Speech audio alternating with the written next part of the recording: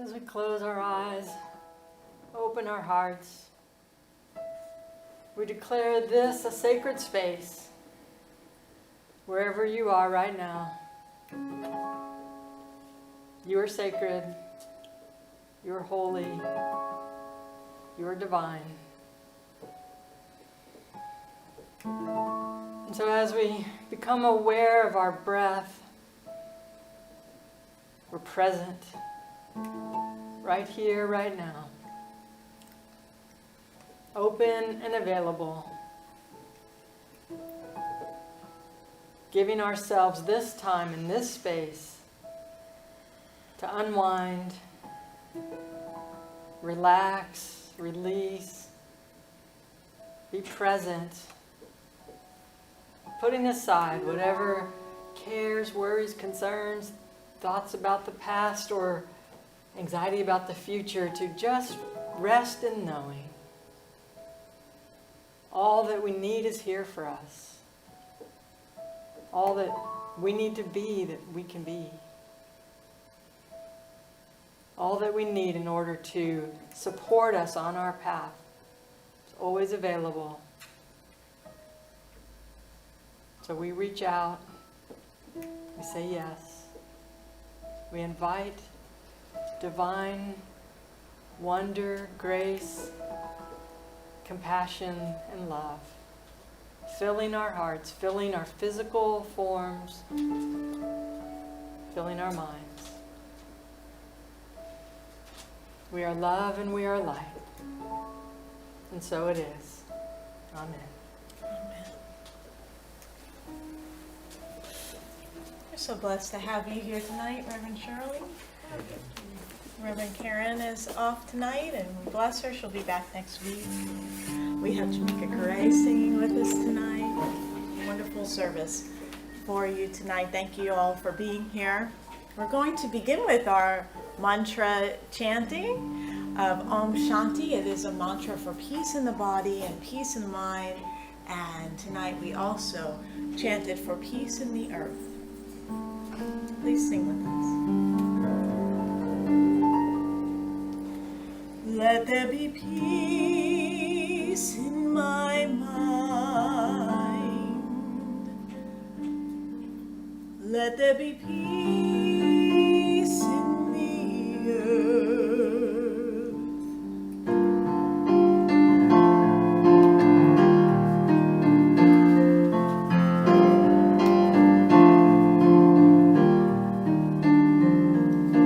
Om Shanti, Om Shanti, Om Shanti, Shanti, Om Shanti, Om Shanti, Om Shanti, Shanti, Om Shanti, Om Shanti, Om Shanti, Shanti, Om Shanti, Om Shanti, Om Shanti, Shanti,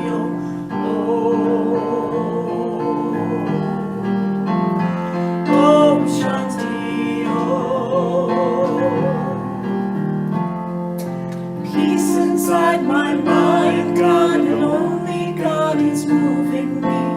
Peace inside my mind, God and only God I live to see. Peace inside my mind, God and only God is moving me. Peace inside my mind, God and only God I live to see. Om Shanti, Om Shanti, Om Shanti, Shanti, Om Shanti, Om Shanti, Om Shanti, Shanti, Om Shanti, Om Shanti, Om Shanti, Shanti, Om Shanti, Om Shanti.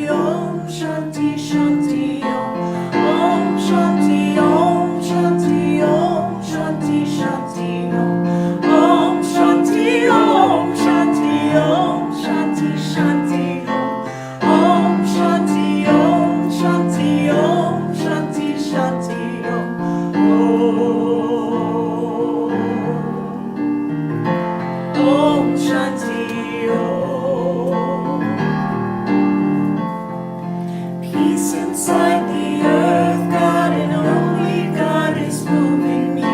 Peace inside the earth, God and only God I live to see. Peace inside the earth, God and only God is moving me. Peace inside the earth, God and only God I live to see. Om Shanti, Om Shanti, Om Shanti, Shanti, Om. Om Shanti, Om Shanti, Om Shanti, Shanti, Om. Om Shanti, Om Shanti, Om Shanti, Shanti, Om. Om Shanti, Om Shanti, Om Shanti, Shanti, Om.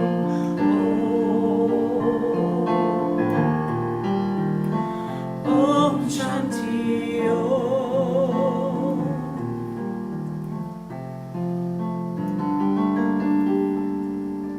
When there is peace in my mind, there will be peace in the earth.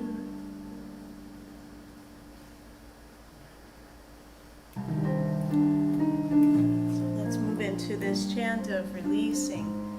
Tonight we are letting go, letting go. Let's let go together as we sing.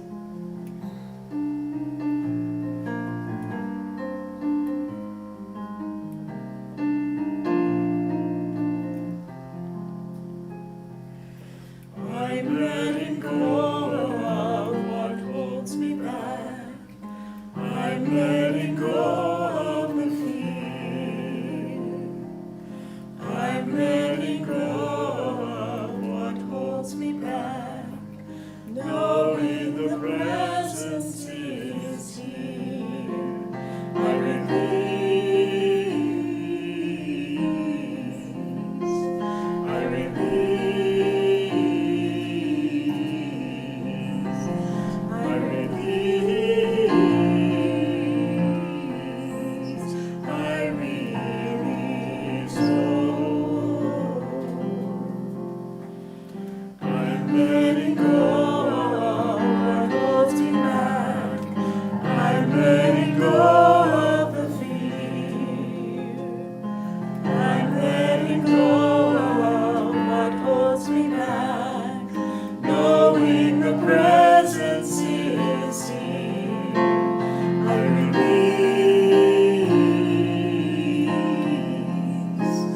I release. I release. I release. Oh, I'm letting go of what holds me back. I'm letting go of the fear. I'm letting go of what holds me back. Knowing the presence is here. I release. I release. I release. I release. Oh.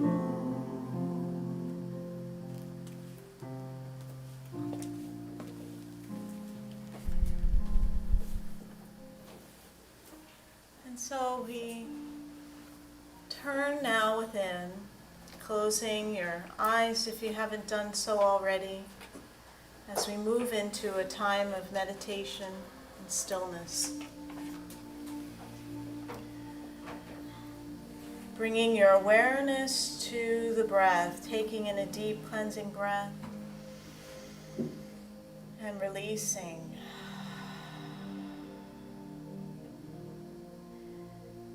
Taking in another deep breath and releasing through your mouth. Sigh it out, let it go.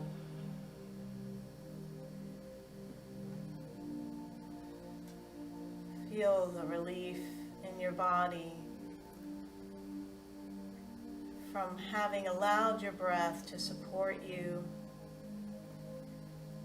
moving that energy as you become centered within.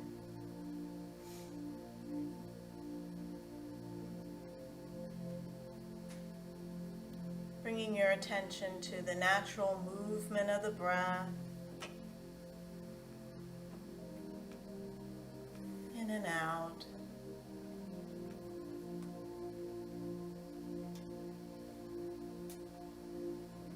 Allowing your belly to soften with every inhale and exhale.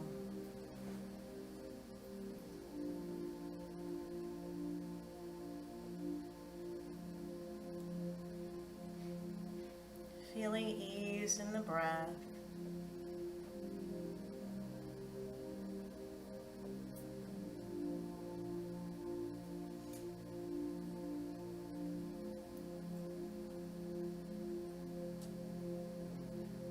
Feeling yourself in the flow.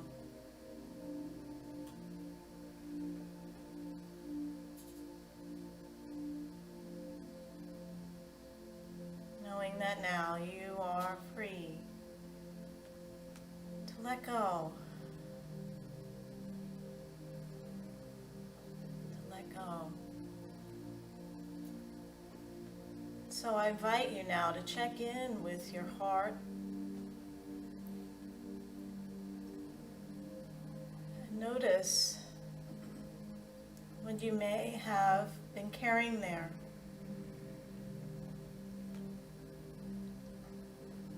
From the events of the day or something that you've been mulling over, working over, fretting over.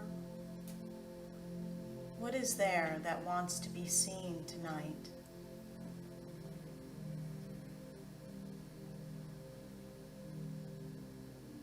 And not trying to change it or push it away, but really to create some space for it.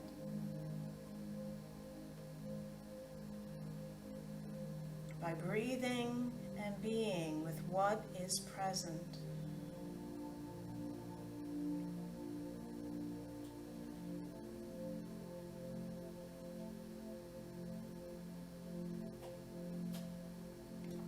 If it be fear or anger, or worry, or sadness.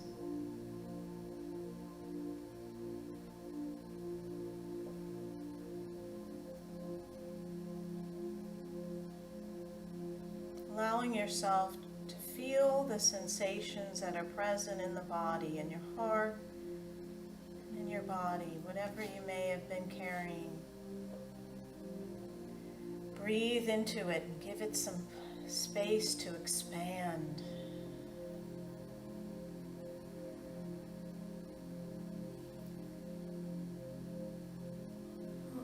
Hold it in your tender heart.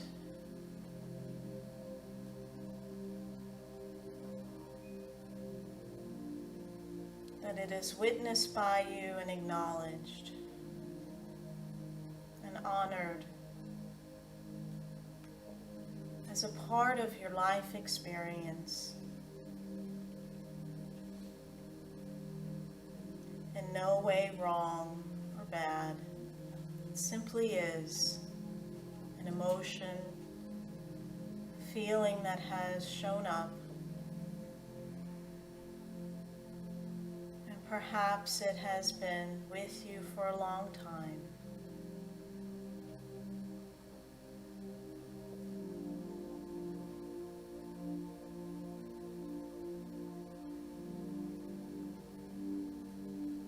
I see you. I hear you.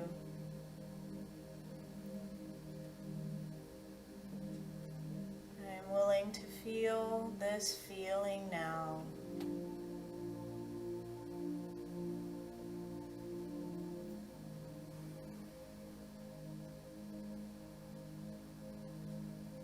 In a space of compassion.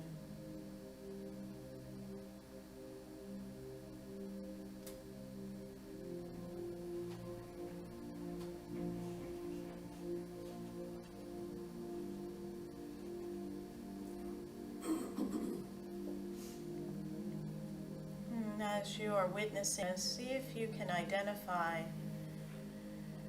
what you're feeling in your body. Is it a tightness? Is it a tingling or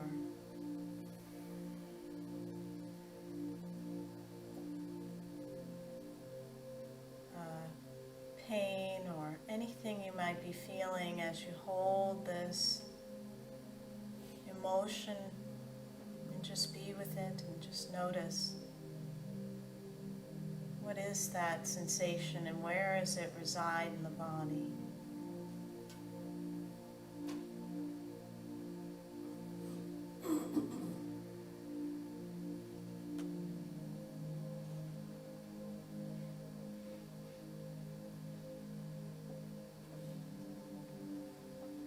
Knowing that you have all the strength and faith and ability to hold that fear, to just be with it as that energy moves so that it can be seen and let go. Because instead of pushing it down, you are bringing it to the light.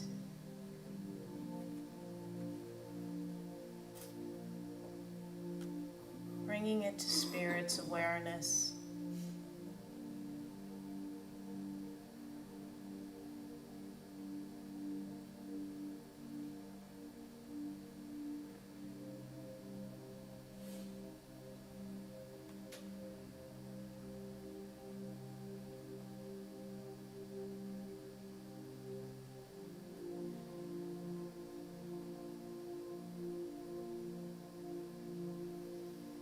Bringing your love to whatever it is that this is showing up to teach you.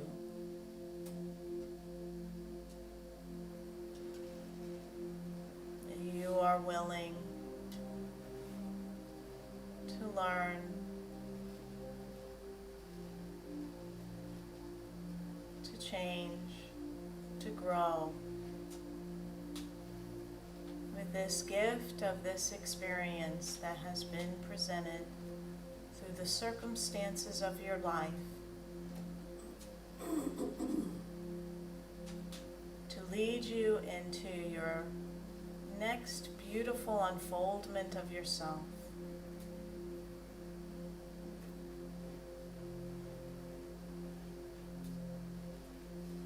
That this can only be for you.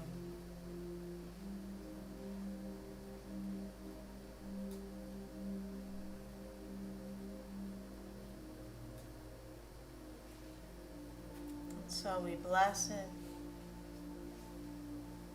surrender it to Spirit.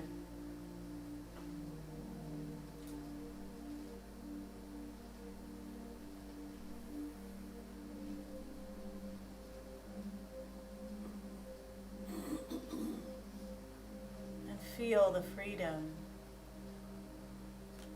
that resides always within.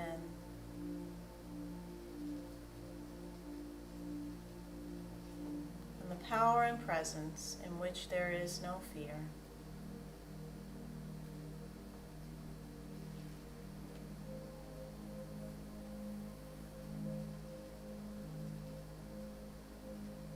Honoring this human experience as right and perfect.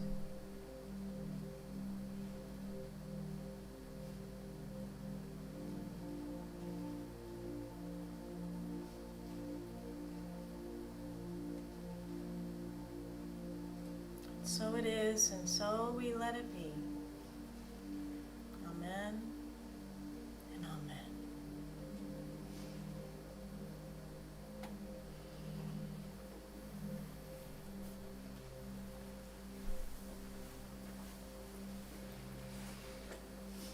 And so as we allow ourselves to partake of this journey, we can feel the release. Feel the spaciousness for what is new that wants to happen in our lives. So this is the time that we give to this ministry. We appreciate the gifts of time and resources and talent and skill and prayers, attention and focus. So you can give, of course, in the room or text to give or from the website. And together, let us really mean these words that we're saying of our offering blessing. Divine love through me blesses and multiplies all the good I am and have, all the good I give and receive. So it is.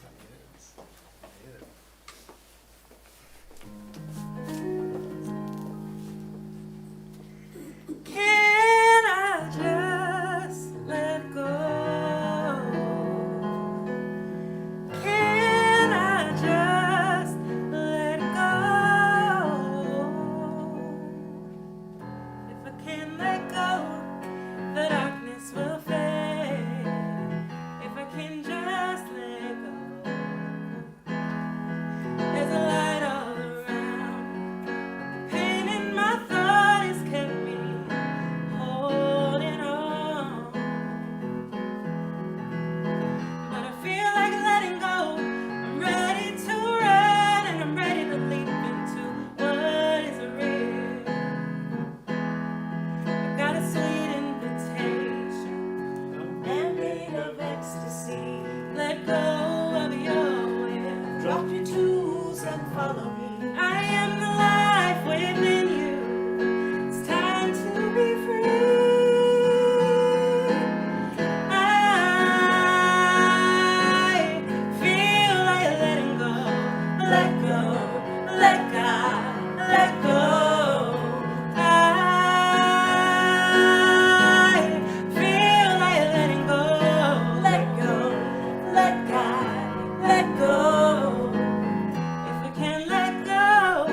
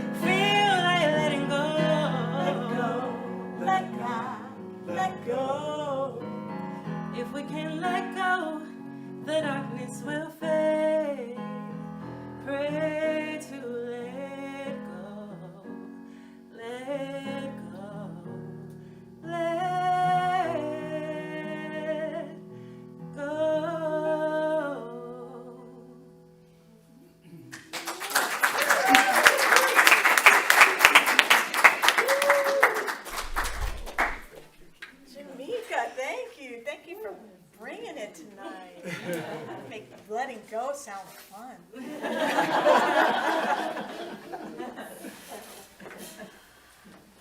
How does it feel to let go? Feels great. So what does it mean to let go, to really let go? What are we letting go of and what are we keeping? Does letting go mean you letting go of your own authority, your own guidance, your self-worth? I want to share with you a story that my spiritual director shared with us, and it's from the Hindu tradition, and I heard it from him recently, and it's become one of my favorites. I just love it. I keep thinking about it. It's a story, it's called The Parable of the Snake.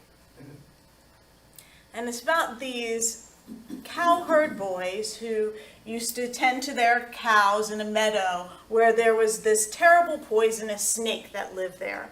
And everybody was afraid of the snake. The snake would bite people. It was a dangerous snake. And one day, a spiritual teacher, Brahmachari, was going along in the meadow, and the boys ran up to him and said, well, be careful, Reverend, don't go that way. There is a terrible, poisonous, venomous snake that lives over there, don't go there. And the teacher said, well, what of it, my good children? I'm not afraid of the snake. I know some mantras. So he's going to bring some mantras to the snake. And he continued along the meadow, but the cowherd boys were very afraid, and so they didn't go with him. And in the meantime, the snake moved swiftly up to this teacher and raised its hood. You know, pretty big, very ominous, looked like it was going to come bite. And as soon as the snake came near this teacher, he recited a mantra, and the snake laid at his feet like an earthworm, the story says, just laid at his feet. And the Brahmachari said, look here, why do you go about doing harm, biting people? Why are you doing this? This is not good that you're doing this. And I'm going to give you a holy word, and by you repeating it, you're going to learn to love God, and you're going to let go of this violent nature that you have. And so saying this, he taught the snake the holy word, and he initiated the snake into a spiritual life. And the snake bowed before the teacher and said, Reverend, I shall practice this spiritual discipline. And he said, told him to keep repeating this sacred word and do no harm to anybody. And so the snake departed, and as he was leaving, the teacher said, and I will see you again. And so some days passed, and the cowherd boys noticed that the snake wasn't biting anymore. And so they started throwing stones at it, making fun of it, and still it showed no anger, and it behaved as if it was an earthworm. And one day the boys came close to it, they caught it by the tail, and swung it around, and they dashed it against the ground, and they threw it, and the snake vomited blood and became unconscious, and it was stunned, and it couldn't move anymore, and the boys thought it was dead, and they went away. The snake late at night regained consciousness, and it went into a hole. Its bones were broken, it could barely move, and many days passed, and the snake became a skeleton, just a mere skeleton covered with skin. And then now and then at night it would go out in search of food, and it was afraid of the boys now. It wouldn't leave its hole during the day, and since receiving that word, the snake promised that for the teacher that it would do no harm, and it maintained its existence from dirt and leaves and just fruit that dropped from trees. So about a year later, the Brahmachari came that way and asked after the snake, wanting to inquire as he promised after the snake. And the cowherd boys told him that the snake was dead. But the teacher knew that the snake wasn't dead because he knew the snake wouldn't die before attaining the blessings of this holy word that he was given, he had been initiated into. And so he found his way to the place where he was able to be near where he thought the snake was, and hearing this teacher's voice calling out to him, the snake came out and bowed before the teacher. And the teacher asked the snake, well, how are you? And the snake said, "I'm well, sir," but the teacher asked him, "Why are you so thin?" And the snake replied, "Reverend, you ordered me not to harm anybody, so I've only been living on leaves and fruit. Perhaps that made me thinner." And the snake couldn't be angry at anyone and totally forgot that the cowherd boys had almost killed it. And the brahmachari said to the snake, "It can't be that just not eating food has reduced you to this state. There must be some other reason. Think about it."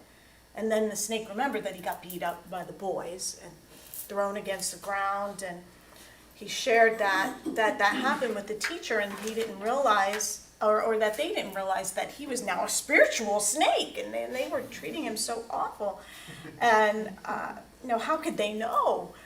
And the brahmachari said to him, "What a shame, you are such a fool. You didn't know how to protect yourself. I asked you not to bite, but I didn't tell you you couldn't be a snake. I didn't tell you not to hiss." Oh. Why didn't you scare them by hissing? So I share this story with you about the snake that is letting himself get beaten down by his spiritual practice, okay? For the reason that we can take our spiritual tools and use them to make ourselves small and diminished if we allow that to happen. That, why am I shouldn't be feeling fear, or, things that we can use on this path, that we are not meant to, because we're letting go of what no longer serves us, that we let go of what does serve us, that we let go of our power, our authority, or our true spiritual authority. I'm willing to be humble, but not to be humiliated. This is what this part of this segment of The Untethered Soul by Michael A. Singer is about: letting go. And it's important that as we practice this letting go, to know that it doesn't mean letting go of your self-value or your self-worth in the face of what may be coming in your life, or what you're experiencing in your life, which may be criticism or fear, judgment, attack. This letting go is not to do with letting yourself be diminished. It's about your own internal experience of how you respond to a situation, so that you're not reacting out of that fear, the fear that arises, but from the place of your true strength. And so you can speak from a place of truth.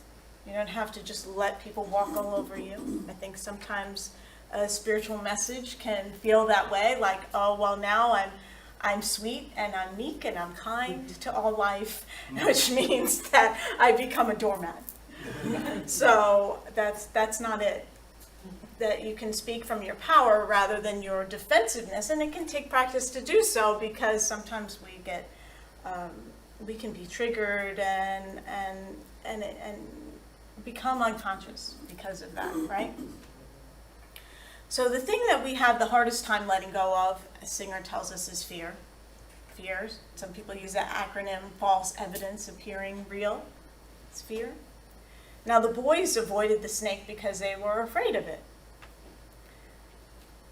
Singer says, fear doesn't want to feel itself, it's actually afraid of itself.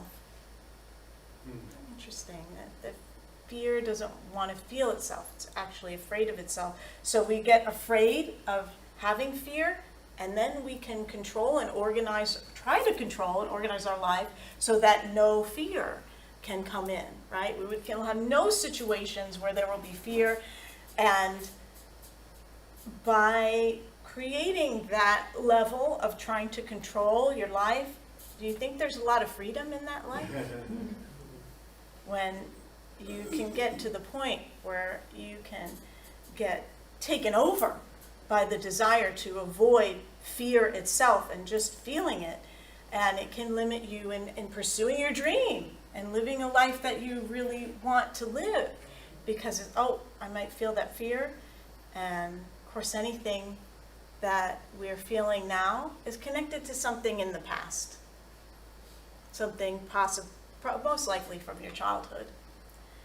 And there's that inner child that doesn't, oh, I don't want to feel that fear. That was too painful when my father ridiculed me, or my teacher called me out for giving the wrong answer in class. Whatever it is, that little child needed that affirmation, and we're normally not even conscious of the origin of where that fear originated,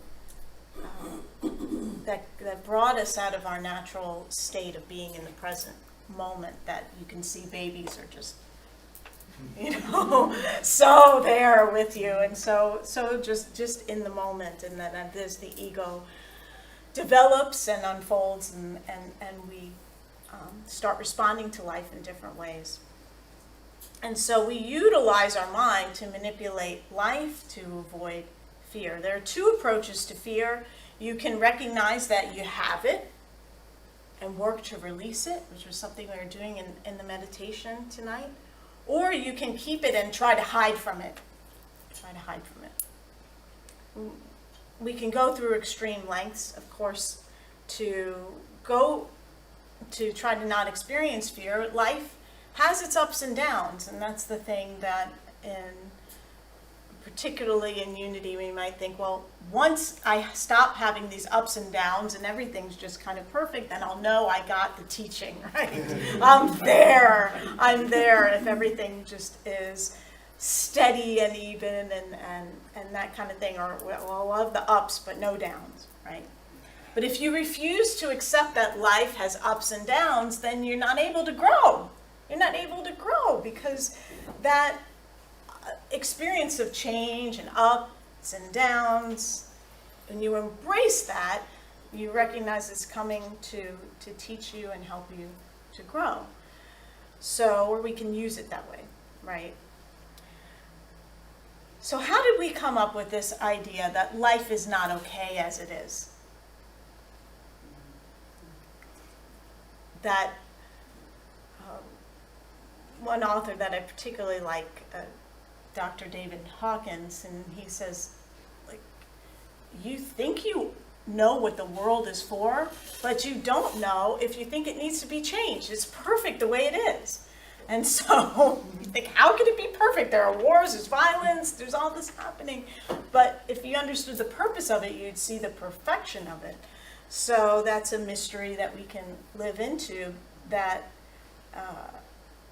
there is a divine perfection even in the human experience of what our souls came here to learn and grow through. So what is it that says things are not okay as they are? It's fear, right? It's fear that says that that's so. And if you try to arrange the people, the places, the circumstances of your life so that they won't disturb you, it's going to feel like life is against you, because it just gets too hard to do that and impossible, really. And there will be competition and jealousy and fear in life, is what Singer tells us, that's part of it, and that can be part of our inner experience. But the question is, how will we respond to that as it arises, recognizing it's part of the normal human experience to have that arise in others and in ourselves.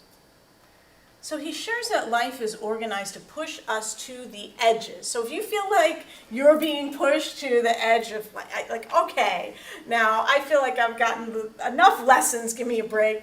It's like, well, this, like, you can grow more, you can be more, you can express more, you can be more compassionate, more open-hearted, more loving, and more open, and that is how spirit's nature is, and so that's what is growing within you.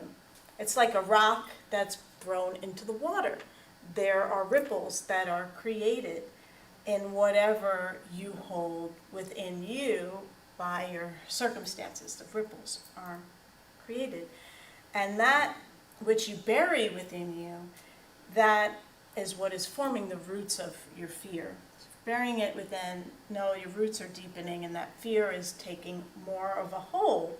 And that blocks your experience of spirit, which is always there. And you can't stop the flow of spirit, but you can not just in your consciousness block it through that holding on to fear. It takes a lot more energy to hold on to fear than it does to let go and experience spirit, but we can forget that. Another word for spirit is chi energy or Shakti. Shakti. When your heart is blocked, Reverend Karen talked a lot about keeping the heart open last week. When your heart is blocked, you shift into lower vibrational energy, and the lowest vibrational energy is fear. So what if you had no fear? Is it possible to live without fear? You think it's possible to live without fear? We know Jesus had, he demonstrated that, right? To just be perfectly happy with living in this world, that nothing would bother you. And you could face anything and everyone because there would be no fear inside of you to cause you disturbance. So how do we shift into that? Is what this untethering of the soul that Michael Singer is talking about, this possibility for us that we're going to be moving through in this series. He says we first need to know that life is surrounding you with the people and the circumstances to stimulate your growth. And that pain will come up in your heart because you're going to be affected. You want to be affected by life. You're going to be affected by life. And you need to be willing to let it pass through.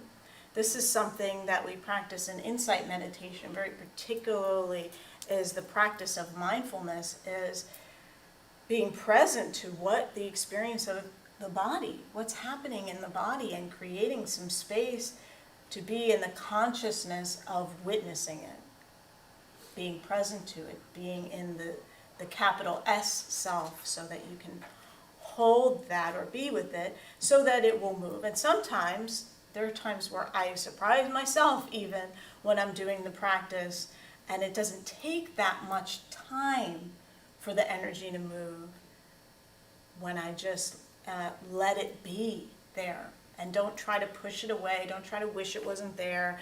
Don't try, there it is again.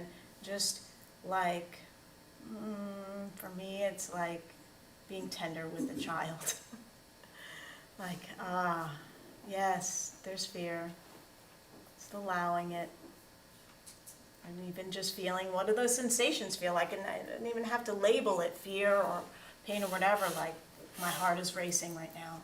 I just feel compassion for myself as I feel my heart.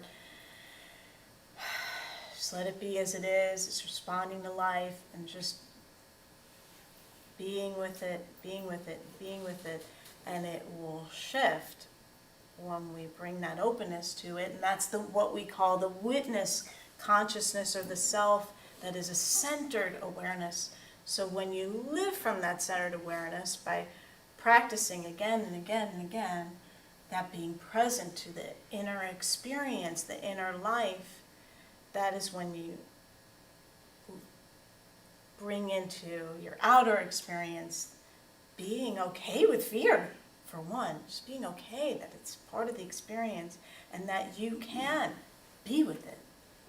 You really can be with it, and it will release. There's a story I've told before, but I just love it. I love it so much. It's a story about the Zen teacher who came outside after a meditation session and his car was stolen. He loved this car. It was a new car. It was a beautiful new car. And he noticed it was gone from the parking space, and he just wept. He just felt like the pain of having lost that car that he loved, that it was stolen. And he just wept for about a minute or two, and then he was done. And he was able to call the police and move forward and just be at peace. That he allowed himself to just feel all the feelings, just right then, without letting it, pushing it away, or it shouldn't be like this, that shouldn't have happened. He just felt it.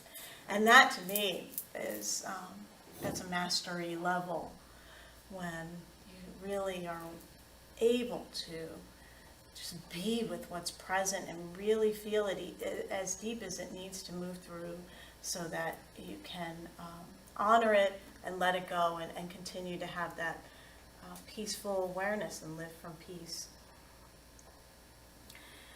Singer says that it's spiritual law that when your stuff gets hit, when you get triggered, to let it go right then, because it'll be harder later. That makes sense, right? It'll be harder later when you hold on to it and you mull over it and you try to process it and work through it, and that causes it to just cling.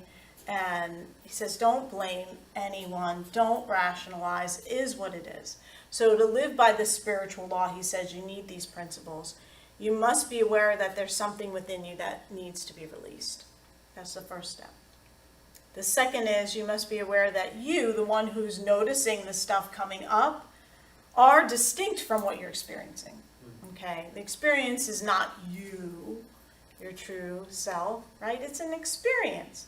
Who are you? You are the seat of the witness, the self, the centered awareness. That's you witnessing it.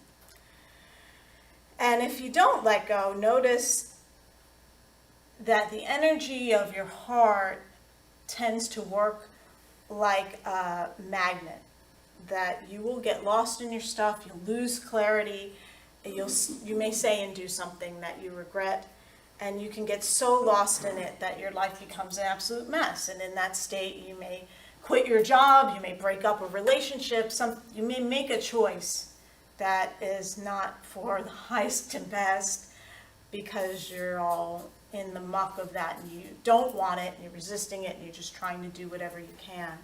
But if you're watching it, if you're in the witness of it, you won't get lost in it. And so as you let go, you observe, you just be with the sensations, the experience of it, you create space for it, and the energy will move, and he says that the energy will move and it will go upward. It will raise. And you'll experience the strength of your inner being, even if your heart feels weak in the experience. If your heart is feeling weak, you still are strong. You still have that spiritual strength, and you can be with even the weakness of a broken heart. But he says, don't waste time. Do it as soon as you can to be with it so that you can release that energy so it doesn't build up and harbor within you. He says, once you learn that it's okay to feel these inner disturbances, they can no longer disturb the seed of your consciousness, and then you're free. And then you're free, and then you live like the Bodhisattva who cries for a minute and moves on. And I'll close with this. He says, you are a great being. You're a great being who has been given a tremendous opportunity to explore beyond yourself. The whole process is very exciting. This process of life can be very exciting. And you will have good times and bad times. All sorts of things will happen. And that's the fun of the journey. So I pray that you have fun with the process of doing this work, and that you always remember that in truth you are free. Namaste.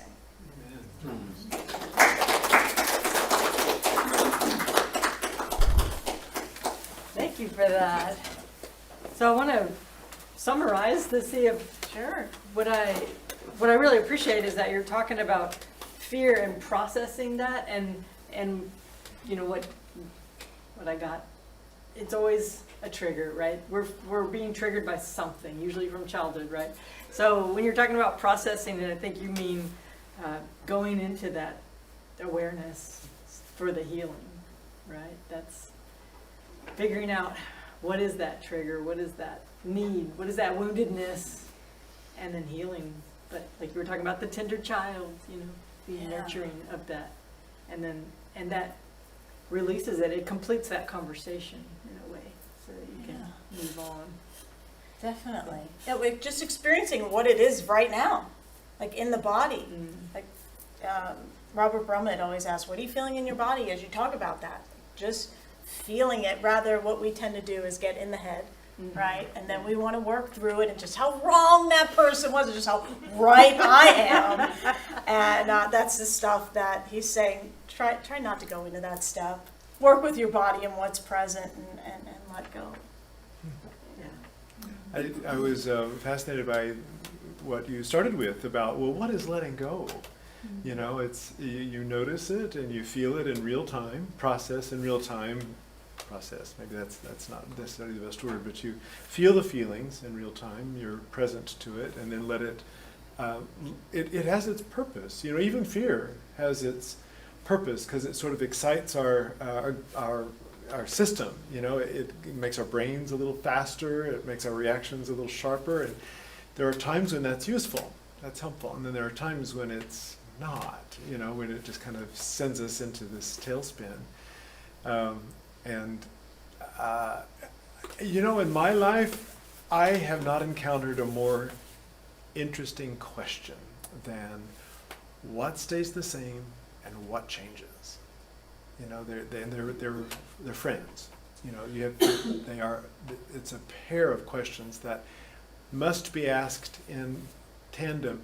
And the goal, when I have the presence of mind to bring those questions forward, the goal is less to answer those questions, but just to keep them really present to this moment.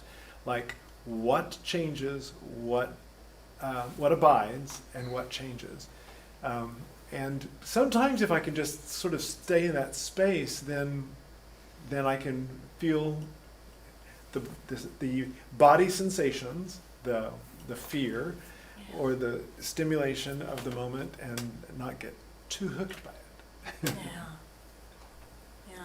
That's a good point about that, the intensity of what you might be experiencing, that if you have some deep trauma like abuse, that it can really be helpful to do a process with the therapist.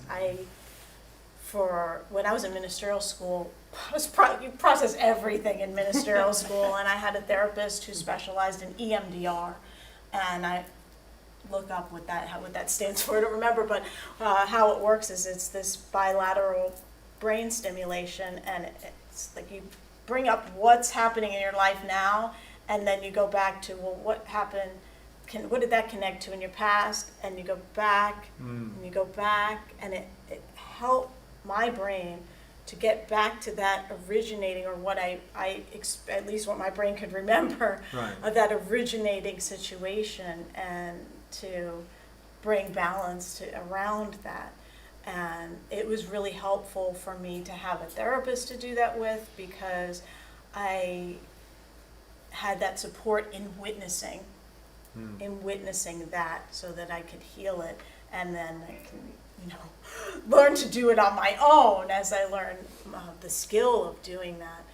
And I think that anybody in ministerial school definitely should have a therapist. I think everybody, when I was training in spiritual direction, they said, like, get a therapist now, because when you have your dark night of the soul, you're going to be glad you have somebody who knows all about you and can help you know if it's depression or the dark night of the soul, or what's happening there. And so I found that with being present for me, because of having certain experiences in my life that were traumatizing, that therapy and spiritual practice work well together. Journey of self-awareness. Yes. And into compassion for yourself, right? Self-love that we can get to.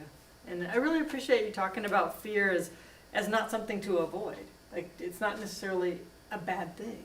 It can be a clue or an opportunity that what needs to be healed in my life, or what is incomplete in my life that I can now figure out and complete. So I really appreciate that, being with it, just allowing whatever these emotions, and use it as a journey, use it as an exploration, use it as a question of what needs to be healed in me.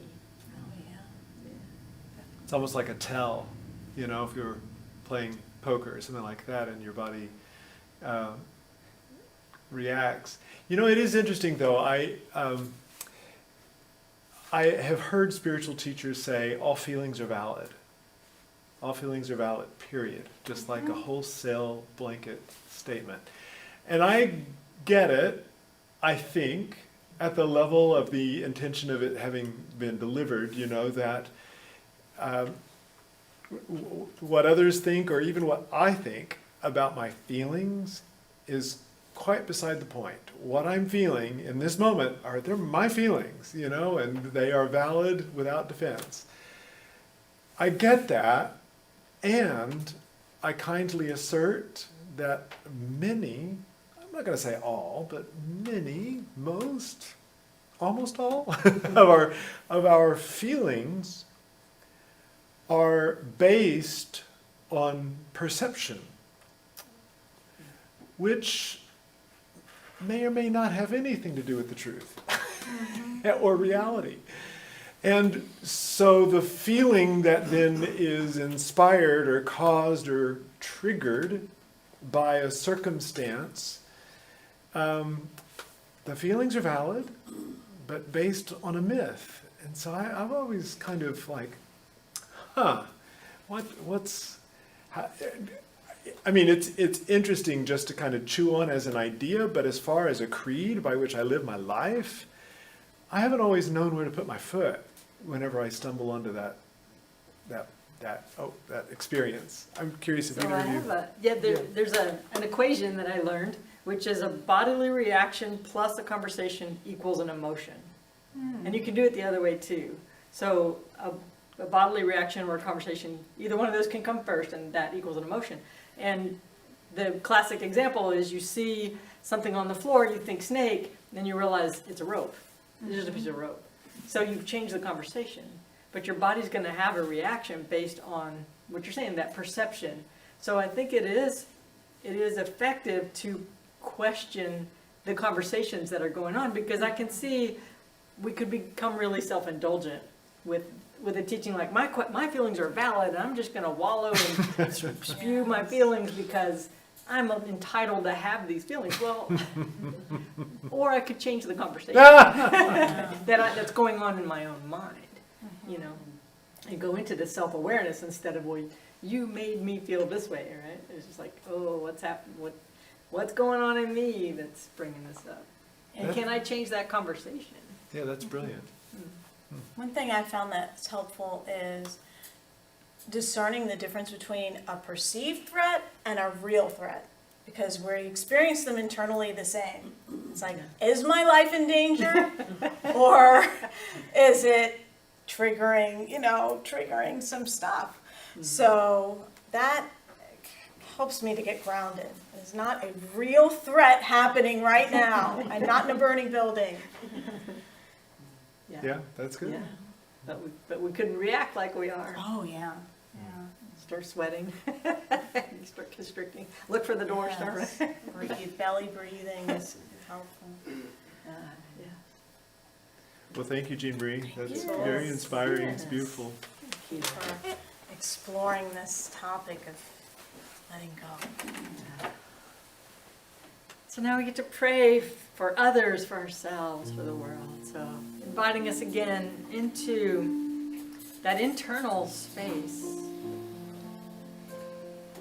The space where we connect with our divine guidance, with our conscience, with our inner being, with the expansive, infinite, and eternal abundance. And from this space, let's call to mind anyone, anything, anywhere that is on our hearts in need of healing, peace, comfort, clarity, guidance, and invite you to speak names, words into this room, this sacred space that we create right here, right now together, holding in prayer.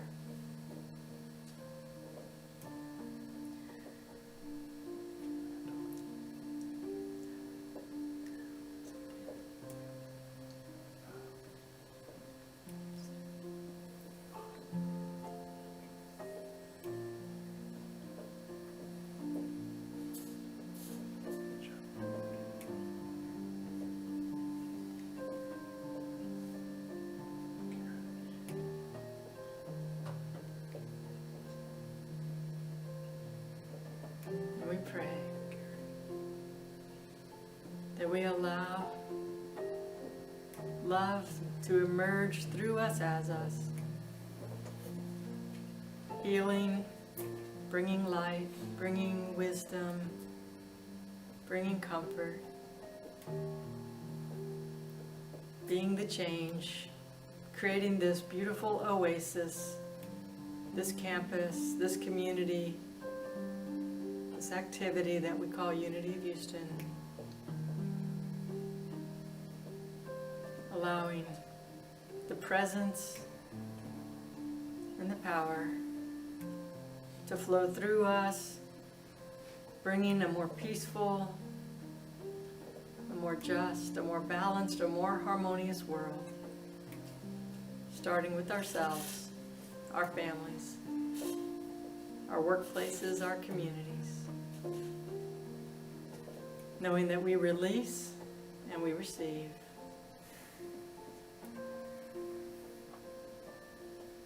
I am, you are, and so it is. Amen. Amen.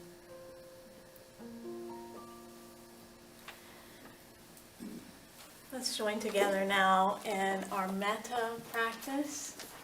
By the power of this practice, may all beings have happiness and the causes of happiness. May all beings be free from suffering and the causes of suffering. May they know the sacred joy that arises in the space beyond suffering. May they rest in equanimity that knows no grasping or hatred. May they experience the equality of all beings. May my practice be a benefit to all.